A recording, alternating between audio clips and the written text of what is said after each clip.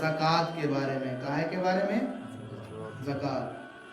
دیکھیے اسلام کے اہم ارکانوں میں سے جس کو یہ کہا جائے کہ ضروریات دین میں سے زکوٰۃ سب سے اہم حصہ ہے. زکوٰۃ بہت اہم حصہ ہے. اور اس زکوٰۃ کے لیے میں نے آپ کے سامنے کل شرطیں پیش کی تھی.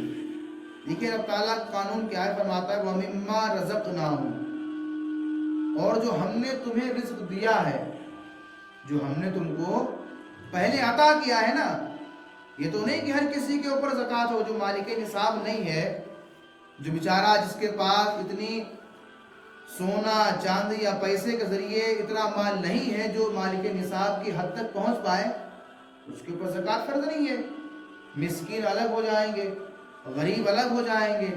اللہ پہلے مال والا بناتا ہے، اللہ پہلے مال والا بناتا ہے. جب آدمی مال والا ہو جائے پھر اپنی بارگاہ میں خرچ کرنے کے لیے کہتا ہے. مال تو اسی کا ہے نا، مال تو اسی کا، یہ ہمارے پاس ہے، ہمارا تھوڑی ہے نا، ہمارے پاس ہے لیکن ہمارا نہیں ہے، اس کا ہے یہ. اور اسی طرز کے اوپر شاعر نے کیا خوب کہا ہے کہ جان دے دی اسی کی تھی. رائے خدا میں کوئی معاملات ہو جائیں، شہیدوں کے بارے میں ذکر ہے تو ایک بڑے محبت سے شاعر نے کہا، کیا کہا کہ جان دے دی اسی کی تھی، حق تو یہ ہے کہ حق ادا نہ ہوا. اللہ تعالیٰ کی دی ہوئی چیزوں کو اللہ اپنی بارگاہ میں لے رہا ہے، یہ اس کا فضل ہے کہ چیز لینے کے بعد اس میں ہم کو ثواب عنایت فرما رہا ہے. چیز لینے کے بعد ہمیں اس کا ثواب دے رہا ہے. اور زکوٰۃ نہ دینے والے کی بڑی وعیدیں ہیں کتابوں کے اندر، بڑا سخت عذاب ہے ان کے لیے.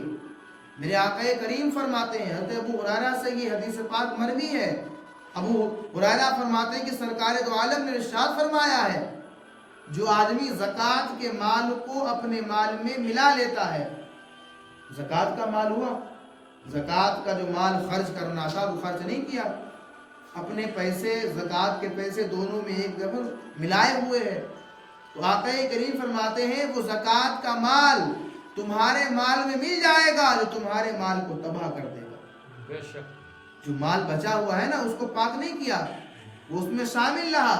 جب اس میں شامل رہا تو اس زکوٰۃ کے جو پیسے جو غریبوں کا حق تھا، مساکینوں حق کا حق تھا، تم نے ملائے رکھا، اللہ کی بارگاہ میں نہ نکالا، تو وہ مال تمہارے مال میں مل کر، وہ مال تمہارے مال میں مل کر، یعنی کہ یہ کنواں ہو، اگر مثال کے طور پر کنواں ہو اور کنویں کے اندر شراب کے قطرے گر جائیں یا پیشاب کے قطرے گر جائیں، الغرض گندگی کنویں میں گر گئی، تو اب بتاؤ کنویں کا پانی پاک ہے کہ ناپاک ہوگا؟ تھوڑی سی تو گرا ہے یار، وہاں تو بہت پانی ہے. تو وجہ یہ نہیں ہوگی کہ آپ کے پاس دولت بہت سی ہے، تھوڑی سی ملا لے تو سب پاک ہو جائے گی.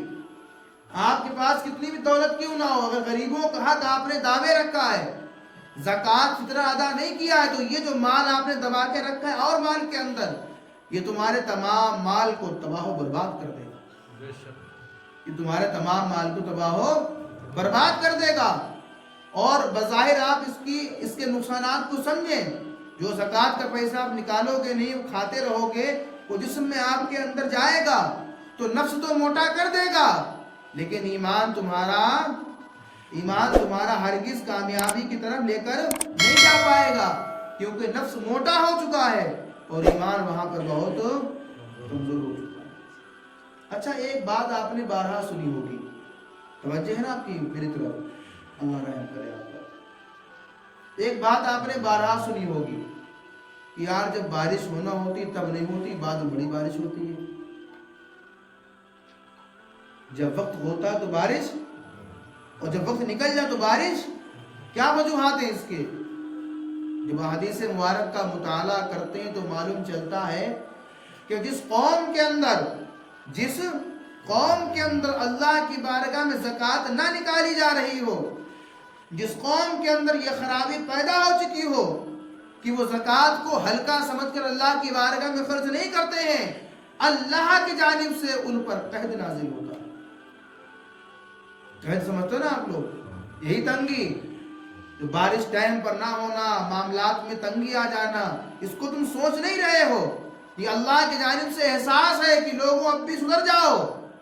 اپنی نشانیاں ظاہر فرماتا ہے نا، وہ نشانیاں اپنی ظاہر دیکھو نا. کہیں زلزلے آتے ہیں، کہیں بادل پھٹتا ہے، تو کہیں کیا ہوتا ہے، تو کہیں کیا ہوتا ہے. کیوں؟ وہ احساس جگانے کے لیے، اے انسان سدھر جا، اے انسان باز آ جا، اب بھی تیرے پاس وقت ہے. وہ کہتے ہیں نا کہ ابھی ہمیں چھوٹ دی ہوئی ہے، ابھی ہم کو چھوٹ دی ہوئی ہے. بلکہ میں آپ کو بتاؤں، فرعون جب ظلم کیا، تقریباً اس نے 400 سال یا 450 سال یا 500 سال جو ہے لوگوں پر حکومت کی. اور اس کا عالم یہ تھا، جب اس پر اللہ کا عذاب نہیں آیا تھا، اس سے پہلے اس کا عالم یہ تھا، اگر وہ کانٹے پر پیر رکھتا تھا تو کانٹا ٹوٹ جاتا تھا، اس کے پیر میں کانٹا نہیں چبھتا تھا. فرشتوں نے کہ مولا یہ کیا معاملات ہیں؟ اس طرح سے تو انسان اور زیادہ گمراہ ہو جائے گا. اس طرح تو تھوڑا سٹی کم کرو اس کی. فرشتوں نے کہا مولا یہ کیا ماجرا ہے؟ اگر یہ آدمی کانٹوں پر پیر رکھ دے، کانٹا نہ ٹوٹے، وہی انسان ہے یہ جو اپنے آپ کو نعوذ باللہ خدائی کا دعویٰ کر رہا ہے. میرے مولا نے کہا کہ یہی تو اس کا امتحان ہے کہ ابھی اس کے لیے چھوٹ ہے، ابھی اس کے لیے چھوٹ ہے، یہ باز آ جائے. اگر کوئی معاملات تمہارے اوپر پیش نہیں آئے، اس کا مطلب یہ نہیں ہے کہ تم بڑے جو ہے اور تنم کھائی پر آ جاؤ، اور زیادہ جو ہے گناہوں پر آ جاؤ، اور زیادہ جو ہے تم چھوٹ پا گئے تو اور زیادہ برائیاں کرنے لگو. بلکہ اپنے اندر احساس کرو کہ اللہ کا شکر ہے کہ اب تک ہمارے اوپر پہلے امتیوں کی طرح عذاب نہیں آیا ابھی تک. سبحان اللہ.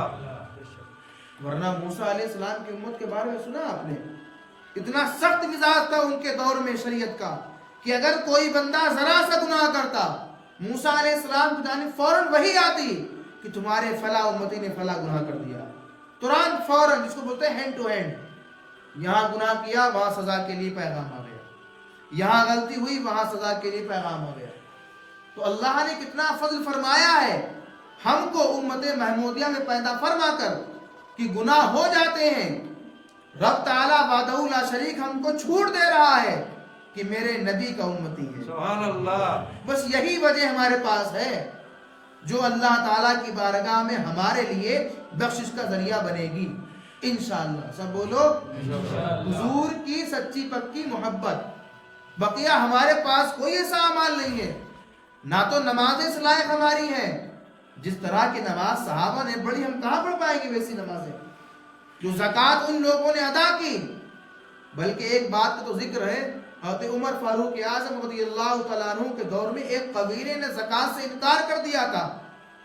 بھائی اسلام کو پورا ماننا ہے نا، اسلام یہ تو ہے ہی نہیں جہاں پر آپ کا پسندیدہ آپ نے مان لیا اور جہاں تو کچھ خرچہ کرنا پڑے، جہاں سوچا کہ عمل کرنا پڑے پھر آپ چادر اوڑھ کے بیٹھ رہے کہ نہیں یار یہ تو نہیں ہو پائے گا. تو اسلام اس کا نام نہیں ہے، اسلام کو پورا ماننے کا نام ہے. جو اسلام کی ڈیفینیشن ہے، جو اسلام کا دائرہ ہے، اس کو مکمل کرنا پڑے گا آپ پر.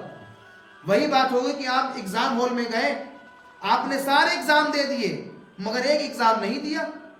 سارے ایگزام دے دیے نا، مثلا 10 پرچے ہوئے تھے، آپ نے 9 پرچے دے دیے، ایک نہیں دیا، پاس ہو جاؤ گے کیا آپ؟ ہم کہیں گے ایک ہی تو نہیں دیا یار. کہو گے یہ قانونی نہیں ہے بھائی، مکمل دینا پڑے گا. پھر پرچے میں بھی جو سوالات ہوں گے، اگر 7 سوال ہوں گے تو 5 سوال تو لازمی ہوتے کرنا، 2 صرف چھوڑ سکتے ہو. تو 2 کی تمہیں چھوٹ تھی مگر 5 تو کم سے کم کرنا ہے. تو اسی ایک ہی سوال اگر لکھ کے چلو پاس ہو جاؤ گے کیا؟ اگر ایک ہی لکھا ہے پرچے میں کہو گج دینے کے لیے. جب دنیا کا قانون یہ ہے جب تک مکمل امتحان نہیں دو گے کامیاب نہیں ہو سکتے ہو. پھر اسلام کا مزاج ہم نے کیوں سمجھ لیا کہ ہم نماز پڑھیں اور زکوٰۃ نہ دیں کامیاب ہو جائیں گے؟ نماز پڑھیں، زکوٰۃ دیں اور حج کرنے کے اگر لائق ہیں تو حج نہ کریں ہم کامیاب ہو جائیں گے. نماز پڑھیں، زکوٰۃ دیں، حج کریں اور اللہ اس کے نبی کی باتوں پر بغض باندھیں، توحید و رسالت کے 2 جو گواہیاں ان کا انکار کر دیں تو اسی گئے ہو. مکمل تمہیں پرچہ دینا پڑے گا. جو مکمل اسلام کی ڈیفینیشن ہے، جو مکمل اسلام کا دائرہ ہے، ہر ایک چیز پر آپ کو عمل بھی کرنا ہے اور آپ کو ماننا بھی ہے. مانو گے، عمل کرو گے، انشاءاللہ یہی حضور کی محبت میں جنت کے اندر داخل ہو جاؤ گے. تو عمر فاروق اعظم کے دور میں ایک قبیلے نے انکار کر دیا یہ کہ نعوذ باللہ ہم زکوٰۃ کو نہیں مانیں گے. یہ تو لوگوں پر بھائی جب کسی پر مال زیادہ ہو جائے، جب کسی کے پاس مال زیادہ، پھر اس کے اندر لالچ بھی آ جاتا ہے. اب کسی کے پاس کروڑوں کی پراپرٹی ہے، اب کروڑوں کی پراپرٹی میں لاکھوں کی تو ہو جائے گی زکوٰۃ. اب وہ سوچے یار اتنا لاکھ تو روپیہ زکوٰۃ میں چلا جائے گا. تو اب اسلام کی ڈیفینیشن کو سمجھو، زکوٰۃ ادا کرنے سے پیسہ کم نہیں ہوتا ہے، بلکہ غریبوں کا حق ہے. اگر تم زکوٰۃ ادا کرو گے تو اللہ تمہاری جو کمائی باقی رہے گی اس میں برکت بھی عطا فرمائے گا، اور اس کے کھانے میں اللہ شفا بھی عنایت فرمائے گا. سبحان اللہ. یہ مال چوری بھی نہیں ہوگا. جو زکوٰۃ ادا ہو جاتی ہے وہ مال انشاءاللہ چوری بھی نہیں ہوتا ہے. تو یہ اللہ کا فضل ہے. تو اس قبیلے نے انکار کر دیا، کاہے کا؟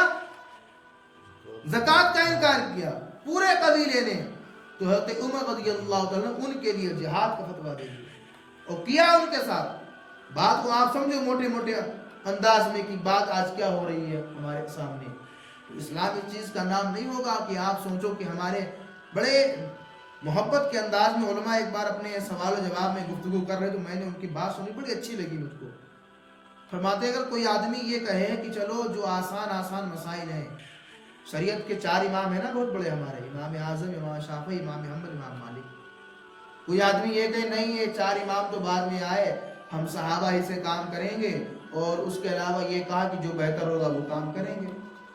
مثال کے طور پر اگر کچھ باتیں ہمیں امام اعظم کی اچھی لگی تو ان کی لے لیں گے، کچھ شافعی کی اچھی لگی تو ان کی لے لیں گے، یہاں پہ سختی ہے تو ان کی لے لیں گے.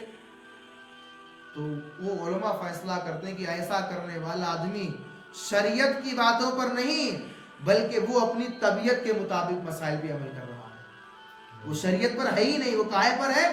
طبیعت پر. اس نے اپنی مرضی کا اسلام گڑھ لیا ہے. گڑھنا سمجھتے ہو نا، اپنے آپ ہی کام کر لینا. اس نے اپنی مرضی کا، حقیقت کا اسلام نہیں سیکھا.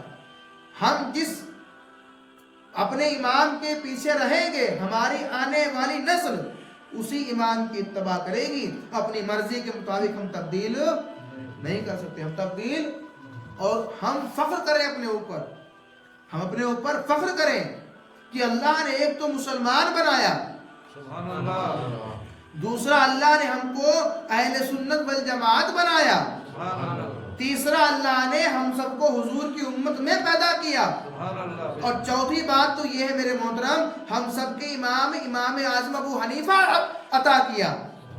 امام اعظم ابو حنیفہ عطا کیا. کون امام؟ وہ امام جو صحابہ کے بعد تابعیوں کا مرتبہ رکھتا ہے.